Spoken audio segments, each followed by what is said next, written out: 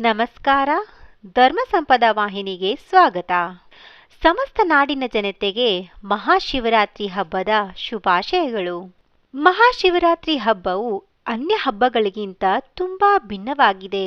ನಮ್ಮೆಲ್ಲರಿಗೂ ತಿಳಿದಿರುವ ಹಾಗೆ ಈ ದಿನ ಯಾವುದೇ ಭಕ್ಷ್ಯ ಭೋಜನ ತಯಾರಿಸಲಾಗುವುದಿಲ್ಲ ಮತ್ತು ಉಪವಾಸ ವ್ರತವನ್ನು ಕಟ್ಟುನಿಟ್ಟಾಗಿ ಪಾಲಿಸಲಾಗುತ್ತದೆ. ಮನಸ್ಸನ್ನು ಏಕಾಗ್ರತೆಗೊಳಿಸಿ ಅನಗತ್ಯ ವೈಭವದ ಕಡೆಗೆ ಹರಿಯದೆ ದೃಢ ನಿರ್ಧಾರದಿಂದ ಶಿವನ ಪೂಜೆ ಮಾಡಲಾಗುತ್ತದೆ. ಇಡೀ ರಾತ್ರಿ ಸ್ವಲ್ಪವೂ ನಿದ್ದೆ ಇಲ್ಲದೆ ಶಿವಧ್ಯಾನ ಮಾಡಬೇಕಾಗುತ್ತದೆ. ಶಿವಭಕ್ತರಿಗೆ ಇನ್ನೂ ಹರ್ಷದ ಸಂಗತಿಯೆಂದರೆ ಈ ದಿನ ಶಿವನನ್ನು 4 ಬಾರಿ ಪೂಜಿಸಲಾಗುತ್ತದೆ. ಅಂದರೆ 4 ಪ್ರಹರಗಳಲ್ಲಿ ಪೂಜಿಸಲಾಗುತ್ತದೆ. ಧರ್ಮ, ಅರ್ಥ, ಕಾಮ ಮತ್ತು ಮೋಕ್ಷದ ಸಾಧನೆಗೆ ಕಾರಣವಾಗುತ್ತದೆ. ಎಲ್ಲ ನಕಾರಾತ್ಮಕತೆಗಳು ಮತ್ತು ರೋಗಗಳು ಈ ರಾತ್ರಿಯಲ್ಲಿ ಸಕ್ರಿಯಗೊಳ್ಳುತ್ತವೆ. ಅವೆಲ್ಲವೂ ಶಿವನ ನಿಯಂತ್ರಣದಲ್ಲಿರುತ್ತವೆ. ಆದ್ದರಿಂದ ಅವುಗಳನ್ನು ನಾಶ ಮಾಡಲು ಮಹಾಶಿವರಾತ್ರಿಯಂದು ಶಿವಪೂಜೆ ಮಾಡಲಾಗುತ್ತದೆ. ಮಹಾಶಿವರಾತ್ರಿಯಂದು ಶಿವಪೂಜೆ ಹೇಗೆ ಮಾಡುವುದೆಂದು ಈ ವಿಡಿಯೋದಲ್ಲಿ ತಿಳಿಯೋಣ. ಮಹಾಶಿವರಾತ್ರಿಯಂದು ಶಿವಲಿಂಗಕ್ಕೆ 4 ಪ್ರಹರಗಳಲ್ಲಿ ಅಂದರೆ ರಾತ್ರಿಯ 4 ಭಾಗಗಳಲ್ಲಿ ಪಂಚಾಮೃತ ಅಭಿಷೇಕ, ಬಿಲ್ವಪತ್ರೆ ಅರ್ಪಣೆ, ಶಿವಮಂತ್ರ ಓಂ ನಮಃ ಶಿವಾಯ ಪಠಣೆ ಮತ್ತು ದೀಪಾರಾಧನೆ ಮಾಡುವುದು ಮುಖ್ಯ ಪೂಜಾ ವಿಧಾನವಾಗಿದೆ. ಭಕ್ತರು ರಾತ್ರಿಯಿಡೀ ಜಾಗರಣೆ ಮಾಡಿ ನಿಶ್ಚಿತ ಕಾಲದಲ್ಲಿ ಮಧ್ಯರಾತ್ರಿ ಶಿವಪಾರ್ವತಿಯರನ್ನು ವಿಶೇಷವಾಗಿ ಆರಾಧಿಸುತ್ತಾರೆ. 4 ಪ್ರಹರಗಳ ಪೂಜಾ ವಿಧಾನ. ಚತುರ ಪ್ರಹರ ಪೂಜೆ. ಮೊದಲನೇ ಪ್ರಹರ ಸಂಜೆ ಶಿವಲಿಂಗಕ್ಕೆ ನೀರಿನಿಂದ ಗಂಗಾಜಲ ಅಭಿಷೇಕ ಮಾಡಿ ಬಿಲ್ವಪತ್ರೆ ಹೂವುಗಳನ್ನು ಅರ್ಪಿಸುವುದು. ಎರಡನೇ ಪ್ರಹರ ರಾತ್ರಿ ಮೊಸರಿನಿಂದ ಅಭಿಷೇಕ ಮಾಡಿ, ಇದು ಧನ ಮತ್ತು ಸಮೃದ್ಧಿಯನ್ನು ತರುತ್ತದೆ. ಮೂರನೇ ಪ್ರಹರ ಮಧ್ಯರಾತ್ರಿ ತುಪ್ಪದಿಂದ ಅಭಿಷೇಕ ಮಾಡಿ, ಇದು ಆರೋಗ್ಯ ಮತ್ತು ಸೌಖ್ಯವನ್ನು ನೀಡುತ್ತದೆ. ನಾಲ್ಕನೇ ಪ್ರಹರ ಬೆಳಗಿನ ಜಾವ ಅಥವಾ ಬ್ರಹ್ಮ ಮುಹೂರ್ತ ಜೇನುತುಪ್ಪದಿಂದ ಅಭಿಷೇಕ ಮಾಡಿ, ಇದು ಮನಸ್ಸಿನ ಶಾಂತಿಯನ್ನು ನೀಡುತ್ತದೆ. ಶಿವರಾತ್ರಿ ಪೂಜಾ ವಿಧಿ-ವಿಧಾನ. ಸೂರ್ಯೋದಯಕ್ಕೂ ಮುನ್ನ ಎದ್ದು ಸ್ನಾನ ಮಾಡಬೇಕು. ಶುದ್ಧ ಬಟ್ಟೆ ಧರಿಸಿ ಪೂಜಾ ಸ್ಥಳವನ್ನು ಸ್ವಚ್ಛಗೊಳಿಸಿ ಮಣೆಯ ಮೇಲೆ ಶಿವಪಾರ್ವತಿಯರ ವಿಗ್ರಹ ಅಥವಾ ಶಿವಲಿಂಗವನ್ನು ಸ್ಥಾಪಿಸಿ ಕೈಯಲ್ಲಿ ಅಕ್ಷತೆ, ನೀರು ಹಿಡಿದು ಉಪವಾಸ ಮತ್ತು ಪೂಜೆಯ ಸಂಕಲ್ಪ ಮಾಡಬೇಕು. ನಂತರ ಧ್ಯಾನ ಮಾಡಿ ದೇವರನ್ನು ಆಹ್ವಾನ ಮಾಡಬೇಕು. ಸಂಕಲ್ಪ ಅಂದರೆ ನಿರ್ಧಾರ, ನಿರ್ಣಯ ಅಥವಾ ಚಿತ್ತ ಎಂದರ್ಥ. ಈ ದಿನ ಶಿವರಾತ್ರಿ ಪೂಜೆ ಮಾಡುತ್ತಾ ಇದ್ದೀನಿ ಅಂತ ನಿರ್ಧಾರ ಮಾಡುವುದನ್ನು ಸಂಕಲ್ಪ ಎಂದು ಹೇಳಲಾಗುತ್ತದೆ. ಧ್ಯಾನ. ಶಿವನನ್ನು ಭಕ್ತಿಯಿಂದ ಧ್ಯಾನ ಮಾಡಿ ಆಹ್ವಾನ ಮಾಡುವುದು. ಷೋಡಶೋಪಚಾರದಿಂದ ಪೂಜೆ. ಇದರ ಅರ್ಥ ಷೋಡಶ ಅಂದರೆ 16 ಬಗೆಯಿಂದ ಶಿವನಿಗೆ ಉಪಚಾರ ಮಾಡಿ ಎಂದರ್ಥ. 16 ಬಗೆ ಉಪಚಾರ ಹೀಗಿದೆ. 1. ಆವಾಹನೆ ಅಂದರೆ ಆಹ್ವಾನ. ದೇವರನ್ನು ನಿಮ್ಮ ಮನೆಗೆ ಅಥವಾ ಪೂಜೆ ಮಾಡುತ್ತಿರುವ ಜಾಗಕ್ಕೆ ಆಹ್ವಾನ ಮಾಡುವುದು. 2. ಆಸನ ಅಂದರೆ ಕುಳಿತುಕೊಳ್ಳುವ ಜಾಗ. ಶಿವಲಿಂಗ ಅಥವಾ ಶಿವ ಪ್ರತಿಮೆಯನ್ನು ಇಡುವ ವೇದಿಕೆ, ಮಣೆ ಮೇಲೆ ಆಸೀನ ಮಾಡಿಸುವುದು. 3. ಪಾದ್ಯ ಅಂದರೆ ಕಾಲು ತೊಳೆದುಕೊಳ್ಳುವುದಕ್ಕೆ ನೀರು ಕೊಡುವುದು. 4. ಅರ್ಘ್ಯ ಕೈ ತೊಳೆದುಕೊಳ್ಳುವುದಕ್ಕೆ ನೀರು ಕೊಡುವುದು. 5. ಆಚಮನ ಕುಡಿಯುವುದಕ್ಕೆ ನೀರು ಕೊಡುವುದು. 6.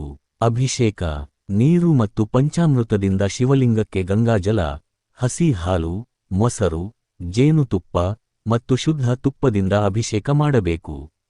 7. ವಸ್ತ್ರ ದೇವರಿಗೆ ಉಡುಪು ಧರಿಸುವುದು. ಗೆಜ್ಜೆ ವಸ್ತ್ರಗಳನ್ನು ದೇವರಿಗೆ ಇಡುವುದು. 8. ಶಿವನಿಗೆ ಶ್ರೀಗಂಧದ ತಿಲಕವಿಟ್ಟು ಬಿಲ್ವಪತ್ರೆ, ಧಾತುರ ಹೂವು, ಕಮಲದ ಹೂವು, ಅಕ್ಷತೆ, ಬನ್ನಿಪತ್ರೆ ಮತ್ತು ವಿಭೂತಿ ಅರ್ಪಿಸಬೇಕು. 9. ಪುಷ್ಪಮಾಲ ಹೂವು, ಬಿಲ್ವಪತ್ರೆಗಳಿಂದ ದೇವರಿಗೆ ಅಲಂಕಾರ ಮಾಡುವುದು. 10. ಅರ್ಚನೆ ಅಷ್ಟೋತ್ತರ 108 ನಾಮಗಳಿಂದ ದೇವರನ್ನು ಸ್ಮರಣೆ ಮಾಡುವುದು. ಓಂ ನಮಃ ಶಿವಾಯ ಮಂತ್ರ, ಶಿವ ಚಾಲಿಸ ಅಥವಾ ಮಹಾಮೃತ್ಯುಂಜಯ ಮಂತ್ರವನ್ನು ಪಠಿಸಬೇಕು. 11. ಪರಿಮಳಯುಕ್ತವಾದ ಧೂಪವನ್ನು ಅರ್ಪಿಸುವುದು. 12. ದೇವರ ಮುಂದೆ ದೀಪ ಬೆಳಗಿಸುವುದು. ತುಪ್ಪದ ದೀಪ ಹಚ್ಚಿ ಶಿವನಿಗೆ ಆರತಿ ಮಾಡಿ. 13. ಪಾಯಸ ಅಥವಾ ಹಣ್ಣುಗಳನ್ನು ನೈವೇದ್ಯವಾಗಿ ಅರ್ಪಿಸಬೇಕು. ಎಲೆ, ಅಡಿಕೆ, ತೆಂಗಿನಕಾಯಿ ತಾಂಬೂಲ ಇಡಬೇಕು. ಫಲಗಳನ್ನು ದೇವರ ಮುಂದೆ ಅರ್ಪಿಸಬೇಕು. 14 ನೀರಾಜನ ಕರ್ಪೂರದಿಂದ ಮಂಗಳಾರತಿ ಮಾಡಬೇಕು. 15 ನಮಸ್ಕಾರ ಪ್ರದಕ್ಷಿಣೆ ಮಾಡಿ ದೇವರಿಗೆ ಸಾಷ್ಟಾಂಗ ನಮಸ್ಕಾರ ಮಾಡಬೇಕು. 16 ಪ್ರಾರ್ಥನೆ ಶಿವನಲ್ಲಿ ತಮ್ಮ ಇಷ್ಟಗಳನ್ನು ನಡೆಸಿಕೊಡು ಎಂದು ಪ್ರಾರ್ಥನೆ ಮಾಡಬೇಕು. ಪೂಜೆಯ ನಂತರ ದೇವರು ಅನುಗ್ರಹಿಸಿರುವ ಭಸ್ಮ ನೈವೇದ್ಯವನ್ನು ಪ್ರಸಾದ ರೂಪವಾಗಿ ಸ್ವೀಕರಿಸಬೇಕು. ಹೀಗೆ ಕ್ರಮವಾಗಿ ಶಿವನ ಪೂಜೆ ಮಾಡಬೇಕು. ದಿನವಿಡೀ ಉಪವಾಸ ಅಥವಾ ಹಣ್ಣು ಹಾಲು ಸೇವಿಸಿ ವ್ರತ ಆಚರಿಸಬಹುದು. ಜಾಗರಣೆ ರಾತ್ರಿಯಿಡೀ ನಿದ್ರಿಸದೆ ಭಜನೆ ಸ್ತೋತ್ರ ಪಠಣ ಮಾಡುವುದು. ಶಿವನು ಲೋಕ ಕಲ್ಯಾಣಕ್ಕಾಗಿ ವಿಷವನ್ನು ಸೇವಿಸಿದ ದಿನವನ್ನು ಶಿವರಾತ್ರಿ ಜಾಗರಣೆ ಎನ್ನುತ್ತೇವೆ. ಹಿಂದೆ ದೇವಾಸುರರು ಅಮೃತ ಪಡೆಯಲು ಕ್ಷೀರಸಾಗರದ ಮಂಥನವನ್ನು ಮಾಡಲು ಮುಂದಾಗುತ್ತಾರೆ. ಮಂದರ ಪರ್ವತ ಕಡೆಗೋಲಾಯಿತು ಮತ್ತು ವಾಸುಕಿ ಹಗ್ಗವಾಯಿತು. ಮಂಥನ ಕಾರ್ಯವು ಜೋರಾಗಿ ನಡೆಯುವಾಗ ಸರ್ಪವಾದ ವಾಸುಕಿಯ ವಿಷ ಬಾಯಿಂದ ಇಡೀ ಕ್ಷೀರಸಾಗರವನ್ನು ಹರಡಿತು. ಅದರ ನೋವನ್ನು ತಾಳಲಾರದೆ ಎಲ್ಲಾ ದೇವತೆಗಳು ಓಡಿ ಹೋದರು. ಆದರೆ ಶಿವ ವಿಷವನ್ನು ತನ್ನ ಅಂಗೈಯಲ್ಲಿ ಸಂಗ್ರಹಿಸಿ ಕುಡಿದನು. ನಂತರ ಇದನ್ನು ತಿಳಿದ ಪಾರ್ವತಿ ದೇವಿಯು ಶಿವನ ಕತ್ತನ್ನು ತನ್ನ ಕೈಯಲ್ಲಿ ಹಿಡಿದುಕೊಂಡಿದ್ದರಿಂದ ವಿಷವು ಗಂಟಲಿನಲ್ಲಿ ಉಳಿಯಿತು. ಇದರಿಂದಾಗಿ ಶಿವನನ್ನು ವಿಷಕಂಠ ಅಥವಾ ನೀಲಕಂಠ ಎನ್ನುವರು. ಶಿವನು ವಿಷವನ್ನು ಕುಡಿದ ದಿನವು ಕೃಷ್ಣ ಚತುರ್ದಶಿ ದಿನವಾಗಿತ್ತು. ಆದ್ದರಿಂದ ಆ ದಿನವನ್ನು ಪ್ರತಿವರ್ಷ ಶಿವರಾತ್ರಿ ಆಚರಣೆಯನ್ನಾಗಿ ಮಾಡಲಾಗುತ್ತದೆ. ಜಾಗರಣೆಯನ್ನು ವಿಜ್ಞಾನಕ್ಕೆ ಹೋಲಿಸಬಹುದು. ಉದಾಹರಣೆಗೆ, ಒಂದು ವ್ಯಕ್ತಿಗೆ ಹಾವು ಕಡಿದಾಗ ಅವನನ್ನು ರಾತ್ರಿಯಿಡೀ ಮಲಗಲು ಬಿಡುವುದಿಲ್ಲ. ರಾತ್ರಿಯಿಡೀ ಜಾಗರಣೆ ಮಾಡುವ ಕಾರಣ ಇಷ್ಟೇ, ವಿಷವು ದೇಹವನ್ನು ಸೇರಬಾರದು ಎಂದು. ಶಿವರಾತ್ರಿಯ ಜಾಗರಣೆ ದಿನ ಮನೆ ಹಾಗೂ ಶಿವನ ದೇವಾಲಯಗಳಲ್ಲಿ ಶಿವನನ್ನು ಕುರಿತು ಪೂಜೆ, ಅಭಿಷೇಕ, ಭಜನೆಗಳನ್ನು ಮಾಡುತ್ತಾರೆ.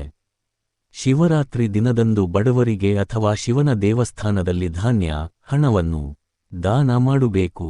ವ್ರತ ಮುಕ್ತಾಯ ಮರುದಿನ ಬೆಳಗ್ಗೆ ಸ್ನಾನ ಮಾಡಿ, ಪೂಜೆ ಮುಗಿಸಿ, ದಾನ ನೀಡಿ, ಉಪವಾಸ ವ್ರತವನ್ನು ಅಂತ್ಯಗೊಳಿಸಬೇಕು. ಈ ರೀತಿಯಾಗಿ ಶಿವರಾತ್ರಿ ದಿನದಂದು ಶಿವ ಪೂಜೆ ಮಾಡಿದ್ದಲ್ಲಿ ಶಿವನ ಆಶೀರ್ವಾದ ಸಿಗುವುದು. ಸಮಸ್ತ ನಾಡಿನ ಜನತೆಗೆ ಮಹಾಶಿವರಾತ್ರಿ ಹಬ್ಬದ ಶುಭಾಶಯಗಳು. ಆ ಶಿವನ ಕೃಪೆ ಸದಾ ಎಲ್ಲರ ಮೇಲೂ ಇರಲಿ. ಧನ್ಯವಾದಗಳು. ಈ ವಿಡಿಯೋ ಇಷ್ಟವಾದಲ್ಲಿ ಲೈಕ್ ಮಾಡಿ, ಕಮೆಂಟ್ ಮಾಡಿ, ಶೇರ್ ಮಾಡಿ. ಇನ್ನಷ್ಟು ಮಾಹಿತಿಗಳಿಗಾಗಿ ಸಬ್ಸ್ಕ್ರೈಬ್ ಮಾಡಿ. ಧನ್ಯವಾದಗಳು.